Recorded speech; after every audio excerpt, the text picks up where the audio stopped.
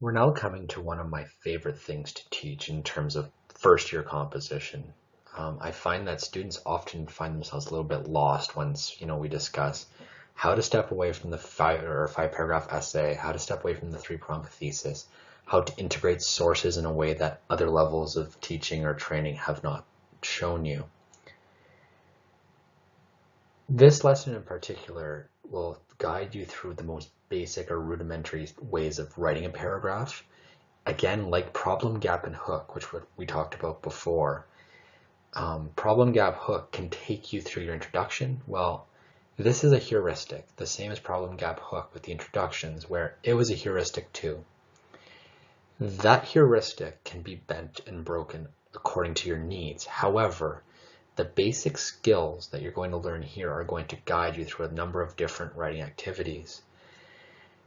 All of the elements that we're going to discuss kind of have to be in your paragraphs in one way or another.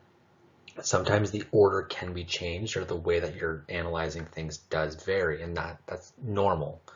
You'll also find that the more comfortable you get, the more rules you're going to start breaking according to your context. Often in a longer paper, which we're going to get to throughout the course, you're going to notice that you're developing more and more paragraphs, and that's requiring that you break a few more of these rules. But if you ever find that you're getting off track with something or you're not quite sure that your thoughts are being articulated properly, coming back to this basic model is going to help you tremendously. So let's get started. I'm going to simplify this into 5 key dimensions for each paragraph. Again, you're going to break some of these rules, but these 5 categories are kind of your core. You'll keep coming back to them over and over again. The first thing that is necessary, and this is one of those things that can't be moved, is the topic sentence. I'm going to call this the mini thesis of every paragraph. We're going to get to that in a second. Sometimes that topic sentence isn't clear enough, so you'll need an elaboration sentence just to clarify the context a little bit. Evidence, we all know what this is. Evidence is usually in the middle of your paragraph. It supports your main argument or the argument for that paragraph in particular that should be related to your overall thesis. Again, we're going to get there. Analysis, this is what people have the most trouble with.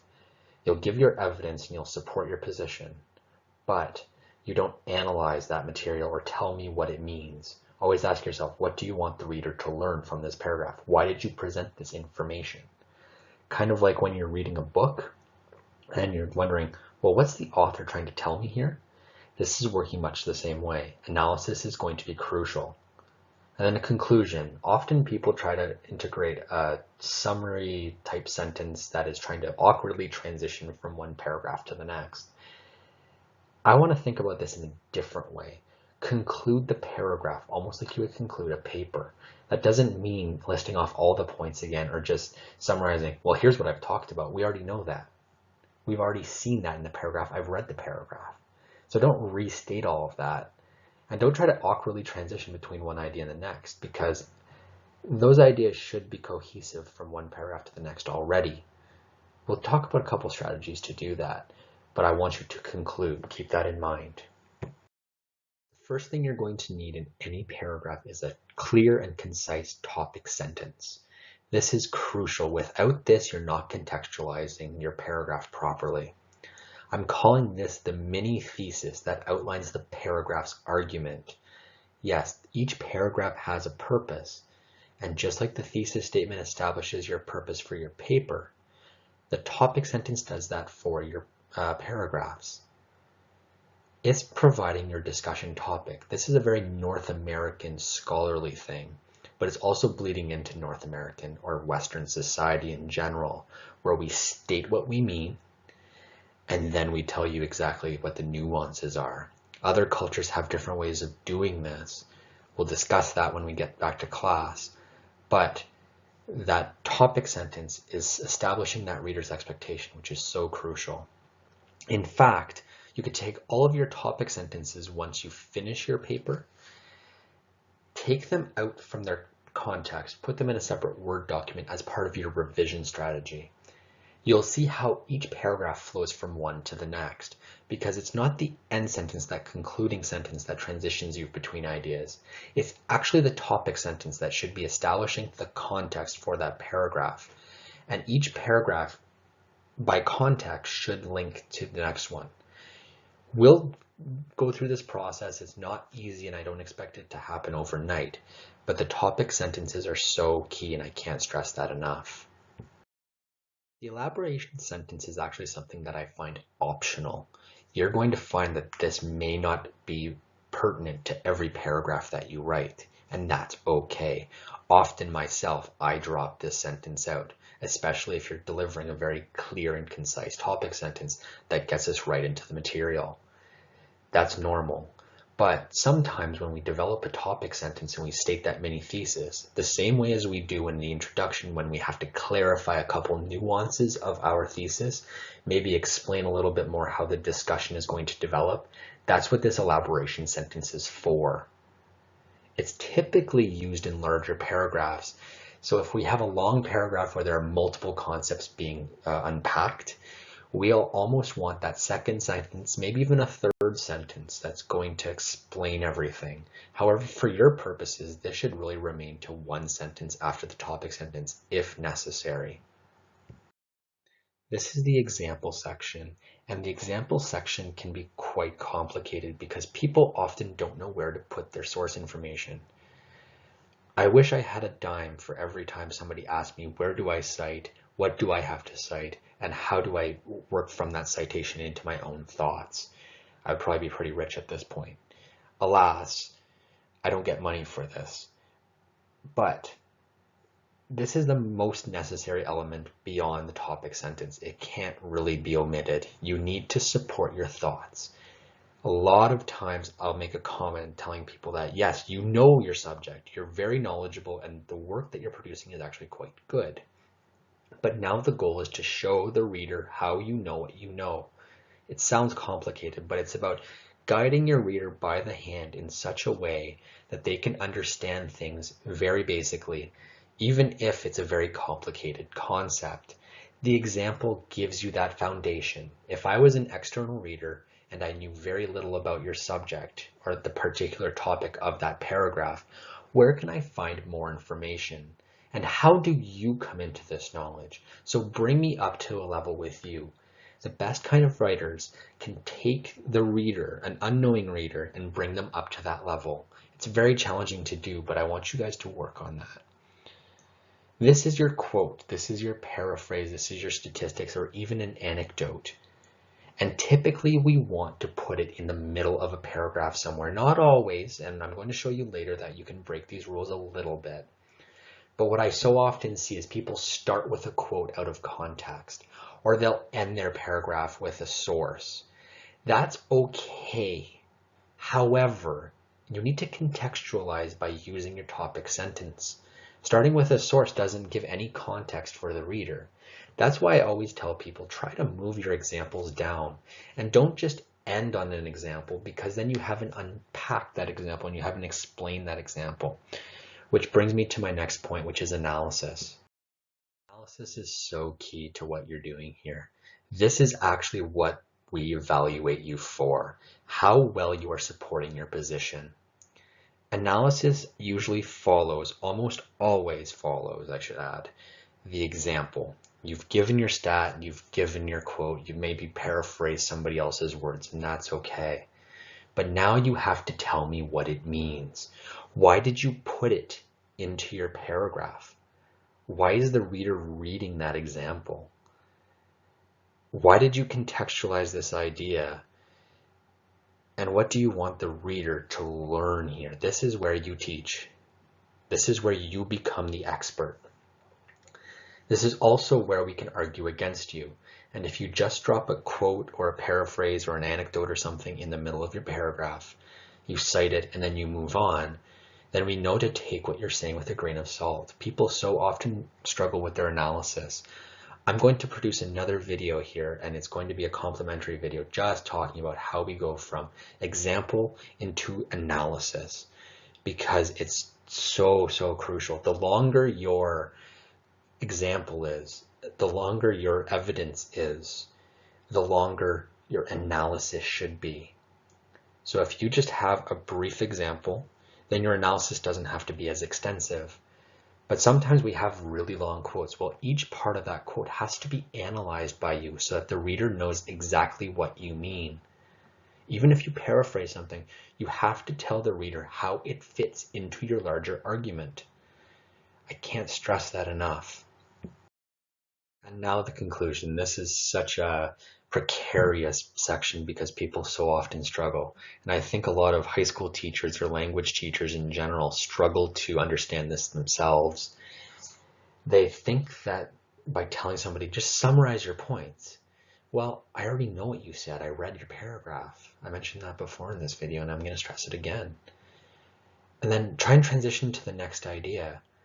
Well, this only works really if you are talking about, different sets of ideas the way they teach you in the hamburger paper. You end up at the end of this paragraph and you're like, well, now I'm moving on to a completely different thought. So now I need this awkward transition that really doesn't link my two paragraphs, but it's going to be there anyway, and I'm going to try. Again, we're narrowing our focus in our papers, and the way that we're developing paragraphs is actually through topic sentences, and they should flow one to the next anyway. I don't want completely different subjects from one paragraph to the next. That's where the conclusion comes in.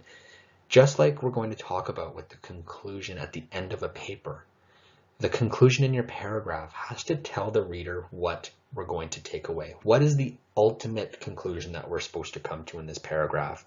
It's wrapping things up in a way that it's teaching the reader that ultimate point that you want to make. So why did we just have this discussion? Answer that and you have yourself a conclusion for your paragraph. Stuff is well and good, but it doesn't actually show you how this works in a paper or how a paragraph can be developed. So here's an example.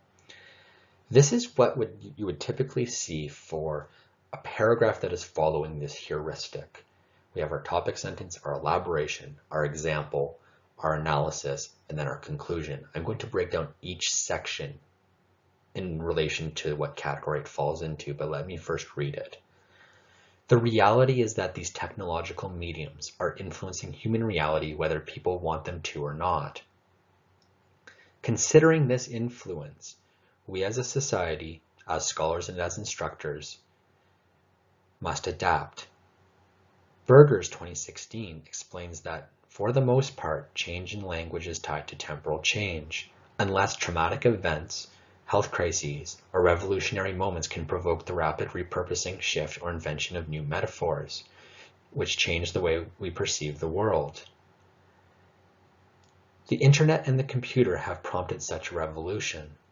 The language that people use has shifted quickly. Internet abbreviations, slang, and buzzwords are common now. It is natural to hear people discuss servers, software, and search engines. Technological terms even have their own abbreviations that people understand.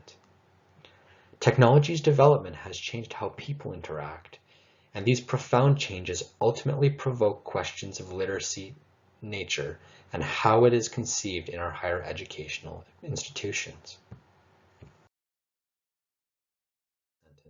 The reality is that these technological mediums are influencing human reality whether people want them to or not.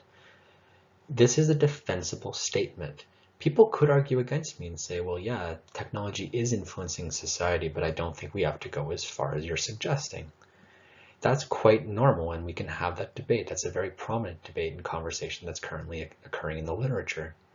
However, this topic sentence clearly defines what I'm going to talk about. We're looking at the way technology is influencing human reality. As we go through our examples, you're going to see exactly how this threads through. But it's establishing an expectation, it's presenting an argument or a mini argument, and then the rest of my paragraph is being formed around this thought. Once we get down into the way that search engines and software and things like that are being influenced, the way abbreviations are impacting society, all of that relates back to the way that technology is influencing society, which ultimately means that my paragraph is relating and linking right back to that topic sentence that I've established here. It is directly related to the first sentence, insofar as it's clarifying the argument that I'm laying out. The first topic sentence is still quite broad, If I was to try to tackle all of the nuances of this subject in one paragraph, I think I would be overwhelmed quite quickly. So here I'm trying to clarify the context. This means that I need an elaborative sentence, such as this one here. Considering this influence, we as a society, as scholars and as instructors, must adapt. Despite a little bit of awkward syntax, this is really affirming what I'm talking about in this paragraph. It's giving the reader or the outside audience something to really consider. They could agree with me, they could disagree with me. That's not really the point right now.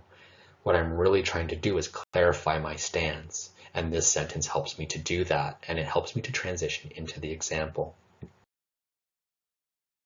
Quite long, and I've done this on purpose because often the way that we're dealing with problems, especially problems as big as we're dealing with and the world is dealing with today, that requires that we have really concrete examples that are expanding on specific contexts. So in this case here, I'm considering my argument that technology is influencing society. Well, how much is it influencing society?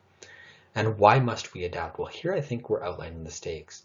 So Berger's 2016, which is a real source, explains that for the most part, change in language is tied to temporal change, unless traumatic events, health crises, or revolutionary moments can provoke the rapid repurposing, shift, or invention of the metaphors, which changes the way we perceive the world.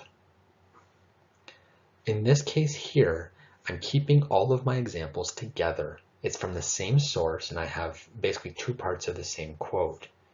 The way that we're going to interpret this later is really contingent on the way that we're analyzing this comment in context, but always make sure that you're providing a quote that is somewhat relevant, or that is definitely relevant, I should really clarify that, to what you're arguing in that paragraph. Oftentimes, and I've been guilty of this myself, we'll put a quote in or we'll cite a source that really doesn't correspond to the argument of that paragraph. It happens to everybody. But what I really want you to do is think about the quality of the sources that you're providing. This source here is really talking about the way that language and significant events can change the way that people are considering the world.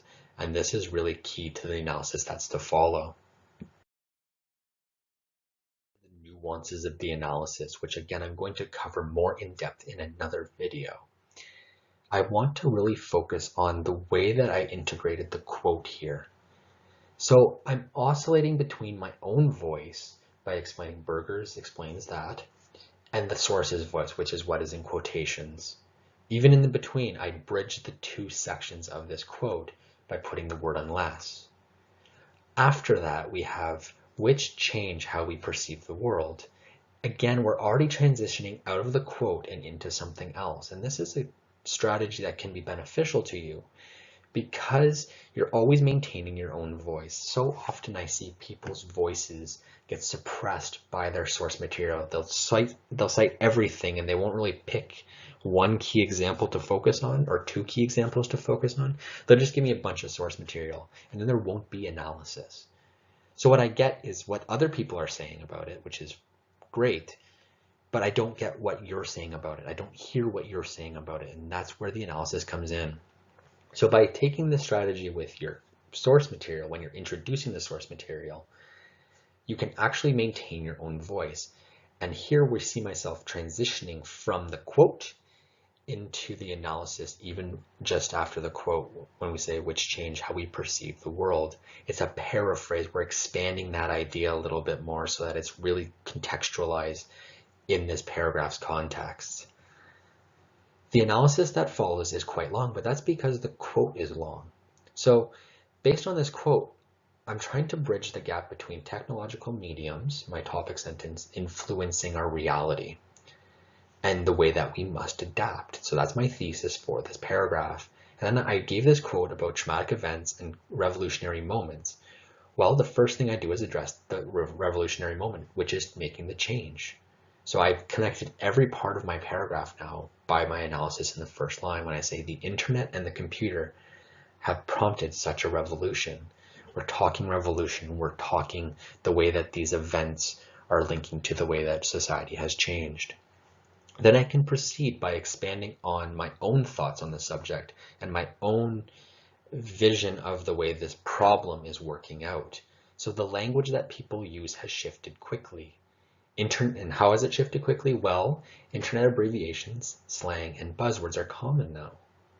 It is natural to hear people discuss server software search engines. This is true. So again, I'm just giving more examples. I'm giving my interpretation. I'm expanding with my own argument now. I'm shifting away from my example and I'm backing up my own thesis for this paragraph. Then I say technological terms even have their own abbreviations that people can understand. And I'm talking in this case, and I had a different sentence here before where I was talking about MMOs and SEO, search engine optimization, and massively multiplayer online games. So the analysis here is really expanding on the quote, but it's expanding my own argument. The quote is supporting me, but I'm not letting things break down such that the source material is taking over my own voice. The analysis now, and it's always a struggle to really conclude a paragraph because you're always asking yourself, what do you want people to learn? Words like ultimately can help you here, but I often, although I use it in this circumstance, you don't always need it. And I often caution people to not really use those signaling words all the time because sometimes they just lose their meaning. It's like, okay, we have one ultimate conclusion, then another ultimate conclusion, then another ultimate conclusion. Well, great. It's like having too many therefore statements in a paper. Well, eventually we get tired of the conclusions and it has to be a little bit more natural. But this one here, I was trying to balance giving you an example of how that word can work and also trying to make it natural. So we've given you an example that contextualizes my argument, and then I expand on my own argument in relation to that example with the way that, words are coming together and the way that technology is changing society. Well, now I need to conclude what this means for my argument, which is ultimately technology's development has changed how people interact. Again, I'm reaffirming my position. And these profound changes ultimately provoke questions of literacy's nature and how it is conceived for our higher educational institutions. So here I could really set up what's to come by concluding my own paragraph here. So I'm concluding on this topic, but then what's to come is probably going to be on literacy's nature and how it is conceived in the environment.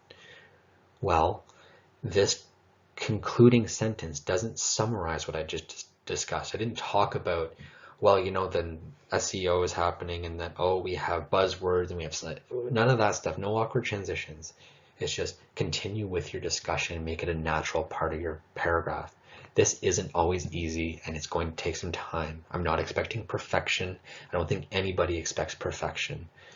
But the more that you can get this down, some of this structure, get yourself a good conclusion, get an example, get a really strong analysis that shifts into that conclusion, and ultimately have it all linchpinned with your keystone, which is your topic sentence. That will give you so many options for bending and breaking the rules later on and diversifying the way you write.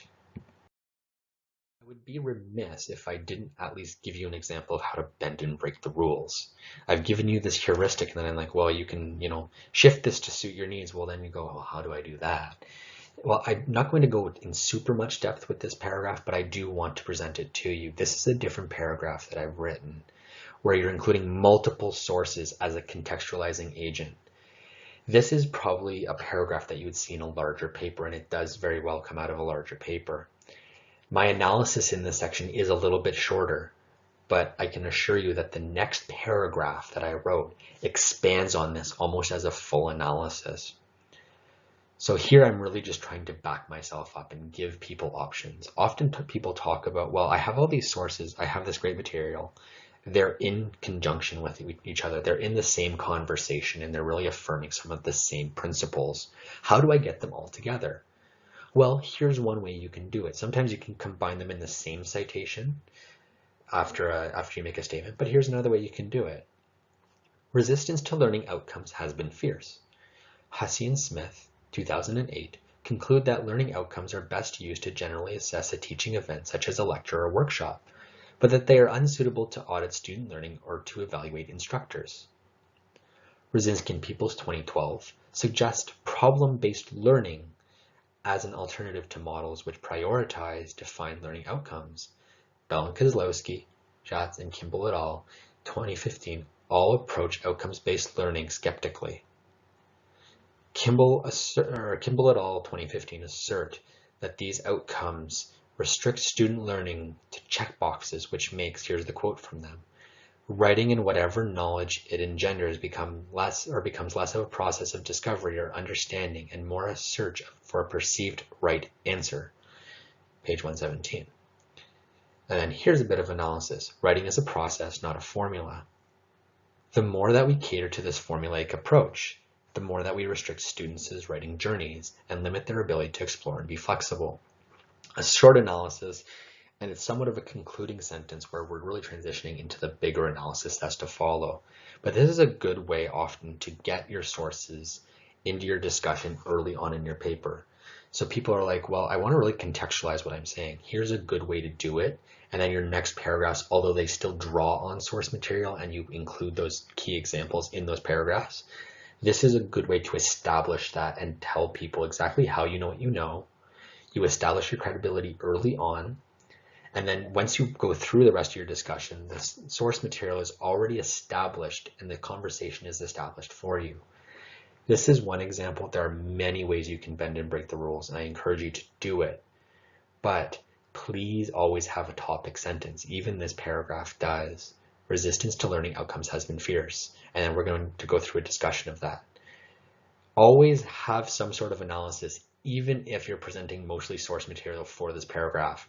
And then if you have an overwhelming amount of source material for one paragraph, expand more in your own words in the next one so that your own voice doesn't get suppressed. Remember, I want to hear your voice. The more that I can hear your voice and the more that your own voice and thoughts come out, the better your position is, the more that you join that conversation. So I hope this helps you. I hope you can work on the way that you're developing your paragraphs. And I ultimately hope that you can start bending and breaking the rules once you get more comfortable with this. Thanks for listening.